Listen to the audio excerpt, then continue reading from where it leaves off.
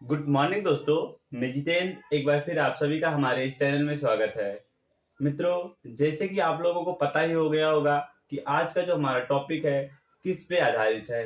तो जो आज का हमारा टॉपिक है वो चींटी, जो चींटियां होती हैं उसी पे आधारित है। तो आप लोग शायद देखे हो दोस्तों कि जो चींटियां होती हैं अक्सर एक लाइन में क्यों चलती रहती हैं। सेकंड, जो चींटियां होती हैं अक्सर घरों में कहीं भी खाने वाला चीज रखा रहता है, जैसे मतलब मिठाई हो गया या कोई और खाने वाले चीज हो गए, तो उस पे कैसे चली जाती है।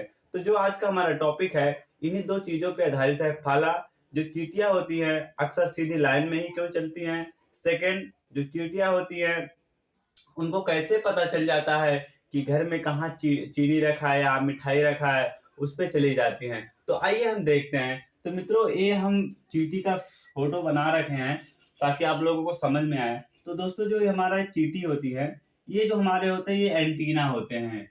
क्या होते हैं? एंटीना। यानी जो चींटियों में एंटीना पाया जाता है। और एंटीने में क्या होता है हमारा? ऑल्फैक्टरी रिसेप्टर्स होते हैं। यानी एंटीना में हमारा ऑल्फैक्टरी रिसेप्टर्स होते हैं। इन्हीं के वजह से जो चींटियां होती हैं घर में कहीं भी कुछ भी रखा रहता है तो उसको समझ जाती है कि कहाँ पे क्या रखा है, एंटीना के वजह से। एंटीने में क्या होता है हमारा? Olfactory receptors. ये हमारा फर्स्ट हो गया।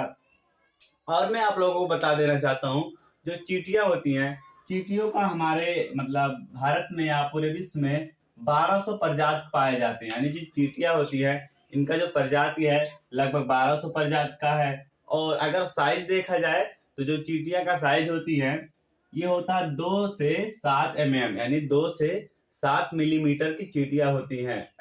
और सबसे खास बात की ये है कि जो चींटियां होती हैं वो अपने से लगभग 20 गुना वजन ज्यादा उठा सकती हैं। ये हमारा पहला हो गया कि जो चींटियां होती हैं वो कैसे समझ जाती हैं कि घर में चीनी कहाँ रखा है, भेली कहाँ रखा है। तो इसका एक ही वजह है, एंटीना। और एंटीना में क्या पाया जाता है?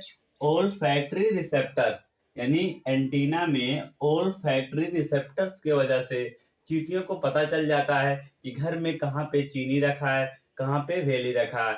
इसके बाद में हमारा सेकंड क्वेश्चन आता है कि चींटी सीधी लाइन में कैसे चलती हैं।